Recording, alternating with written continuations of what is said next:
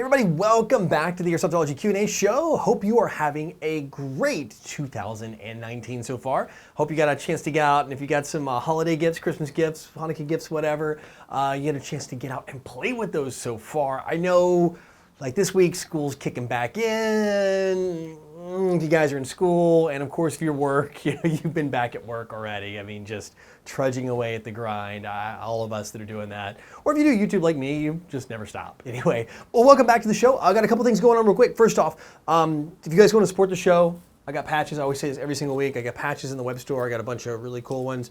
Free shipping worldwide. I got a whole bunch of them. Links in the corner and in the description box below if you want to support the show and get something cool. Everything's like under 10 bucks, dude. It's like $9 shipped worldwide, free. Also, what's going on too, give you a heads up, next week is SHOT Show. Well, actually a week out. It's 1 week from now. Anyway, it's SHOT Show next week, and we are going to be having, it's me, having a huge thing going on here on the channel. I'll be doing some semi-live uploads from the show floor. So I'll be like covering all the cool new stuff, and as I film it, I'm going to go upload it. So I'm going to do like quick edits right there, and like not even edits. It's going to be kind of like rough and raw, and then right up. So if you guys want to see the coolest stuff as it happens, literally same day, like maybe even like 30 minutes after I film it, definitely make sure to mash the sub button down below and hit the notifications. Next week is going to be huge with all of the Airsoft updates. I've already kind of got some hints of what's going on. It is going to be so many cool things. So remember, SHOT Show runs from Tuesday through Friday of not this coming week, not obviously this week, not tomorrow, but the next week. So Tuesday through Friday, SHOT Show. And Monday is range day. We actually go shoot the real stuff. I might do like a vlog or something from there. I don't know. We'll go see if I can bring camera and do that and go shoot some cool stuff. Real guns. Also, I am, again, super honored to be nominated for the Airsoft Players' Choice Awards, the Popular Airsoft Players' Choice Awards. I blown away, still don't know. Thank you. Thank you so much. If you guys want to help out and vote for me to help support this, I would really appreciate it. I would love to continue to add a few accolades to the wall to show that you guys really do watch. I love it. I really appreciate it. I do this because of you. And I know I was like, oh, it's so cliche. No, really, seriously, I have a passion. I hope you guys can see that. I have a big passion about Airsoft, about answering questions, about helping the community.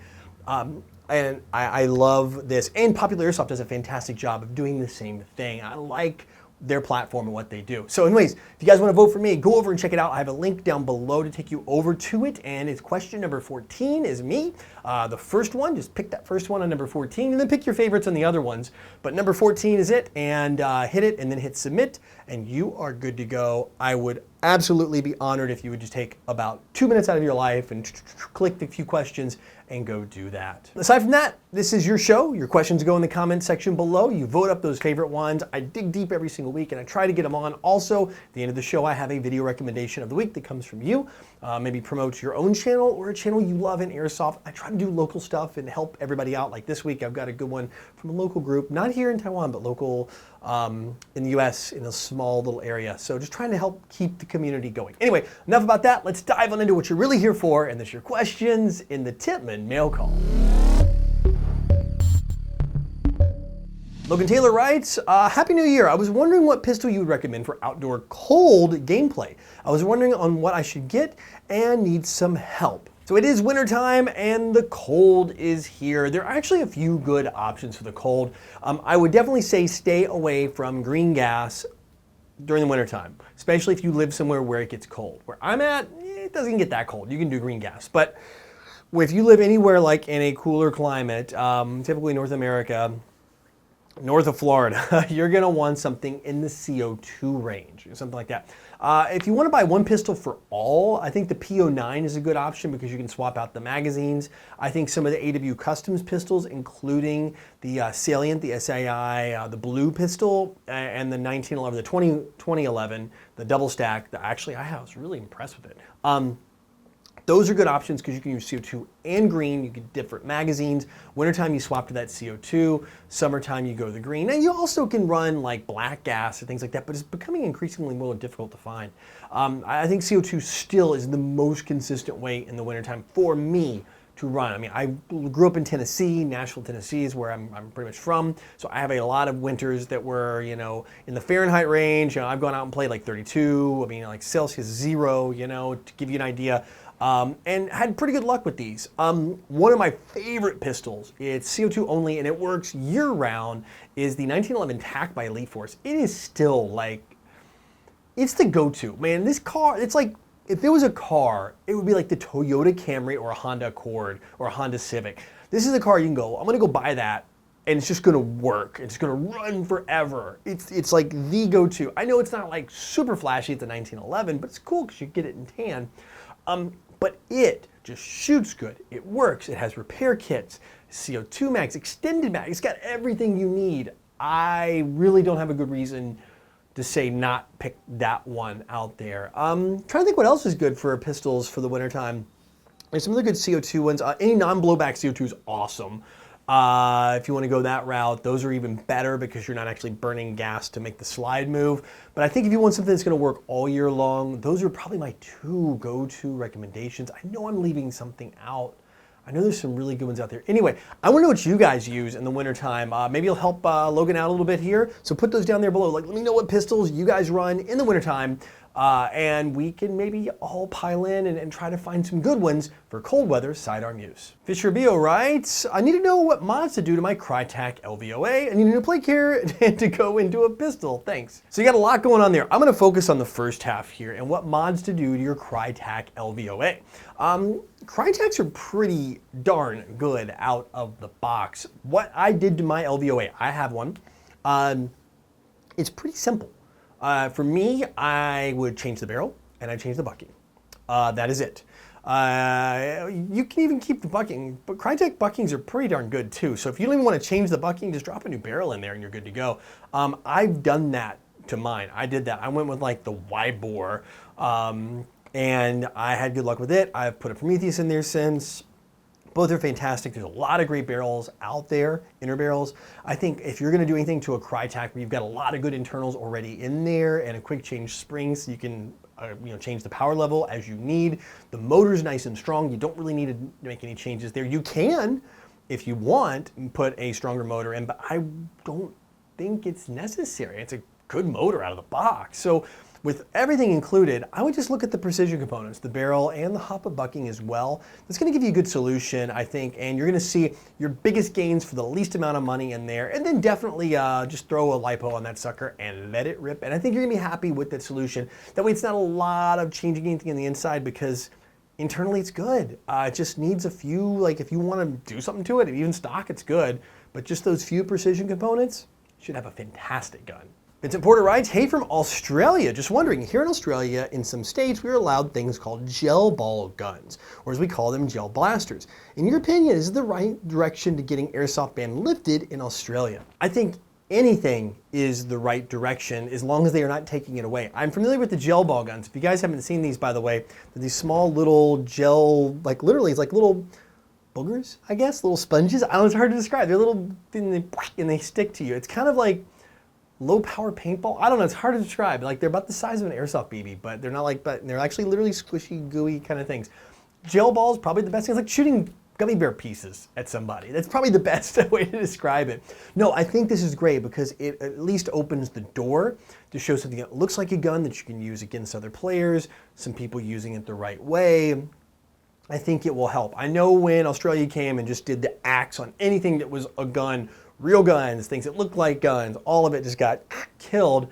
I think it hurt. I think it was just, I mean, I don't live there. I can't get into politics of another country that I have no, unfortunately, no knowledge. I'm not a citizen there.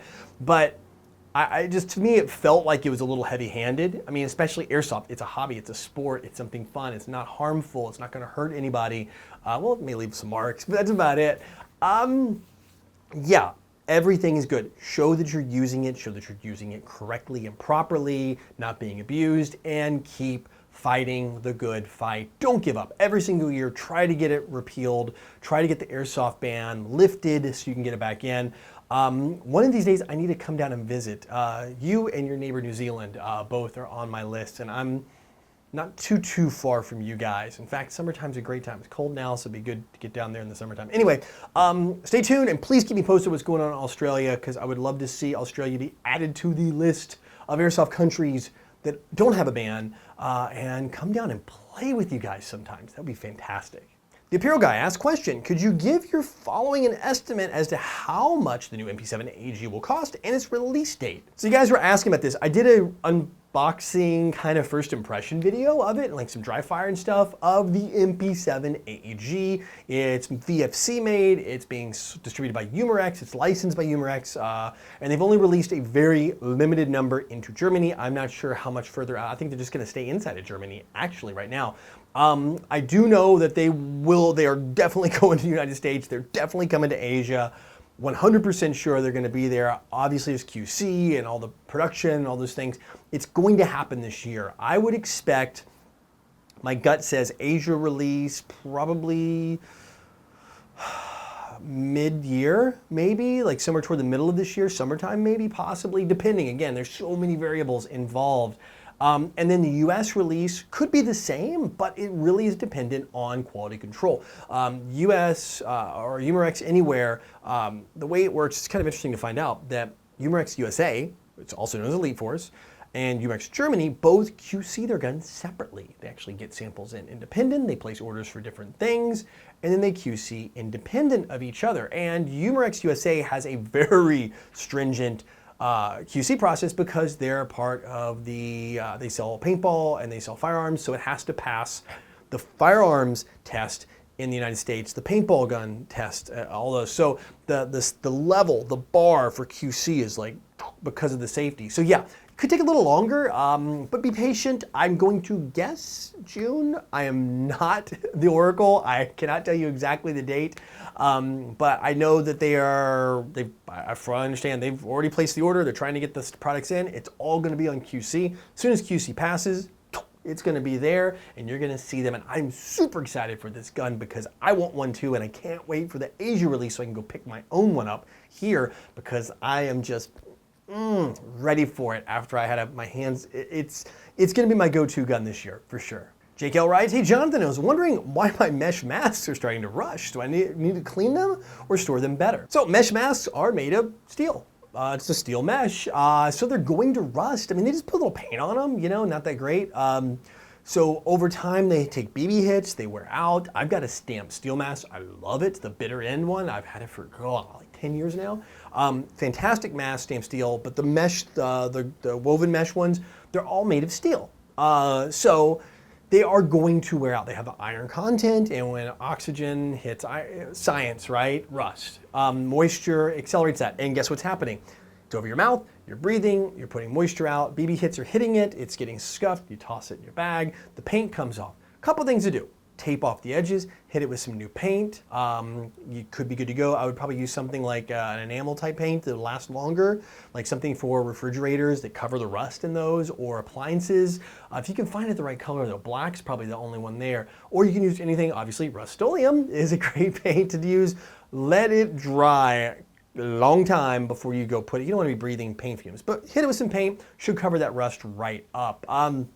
If you want to get rid of that, I think you use like something like CLR, kind of dilute it and put it on there. Any of the other tricks, I even think using like Coca-Cola, you can actually will strip rust from steel. Anything's rusting, like metal bumpers that have any kind of steel content to it. So yeah, those are all ways. I mean, if you want to get rid of the rust, just type in how to get rid of rust, and there's like 1,000 things on the internet, and then just hit some paint over it. But yeah, it's gonna happen. I mean, it's got a steel content in it, it's got iron content in there. The moisture, the wear and tear, it's just gonna cause it to rust. That's the nature of that type of metal. All right, that is it for questions this week, which means it is time for the Code Red Headset's video recommendation of the week. And this one comes from Nathan Maldorian. And this one is, hey man, I got a recommendation. Southern Arizona Airsoft, or Southern AZ Airsoft. It's a friend. He has a friend there. It's his local field. He puts up all this gameplay. It's just a small, and I watch this. Sometimes I recommend big channels. Sometimes I recommend big YouTubers and high, profile and great production quality. But sometimes it's cool to look at these fields like, man, this is a guy who's just, out there playing his local field. It makes me feel like I'm back playing at my local field. I love watching that. Just kind of makes me warm and fuzzy and all that. So this one's about playing in the rain. He's got a big old playlist, got a ton of videos. He's a regular uploader, which are all the boxes I like to see checked before I try to recommend. Make sure there's a constant uploads. It's not a dead channel or anything like that. But still a great channel, worth the watch, worth the sub for me. Like always, I want to make sure that I'm going to sub before I recommend it to you guys. So if you guys want to check it out, as always, I have a link up here in the corner, down in the description box. And if you guys like what you see, let him know I sent you, and mash the sub button over there on his channel so you can get updates from him as well. Well, that's it. Thanks a bunch. As always, I appreciate everything. I will see you guys next week. Actually, see you guys next week for all the SHOT Show videos. There'll be a couple more videos from MOA Show popping up as we trickle out this week. It's been my focus. I may even squeeze a review in. I've got a couple in the books I need to get out to you guys that I owe you, like the Aries Striker. I owe you one on the Virgo. I've got some other stuff going on. I want to try to get all that up for you, but the big thing's going to be the SHOT Show news and then the MOA Show wrapping in. I'm going to try to do all the MOA booths that aren't going to be exhibiting at SHOT Show. I don't want to do duplicate effort. So if it's somebody at SHOT Show, I'll probably skip the MOA and show you the ones that won't be there. So it's like a whole 2 weeks of cool, like all the new stuff, the whole world coming out in 2019. So anyway, until next time, go out, play some Airsoft, have some fun, but no matter what you do, call your freaking hits.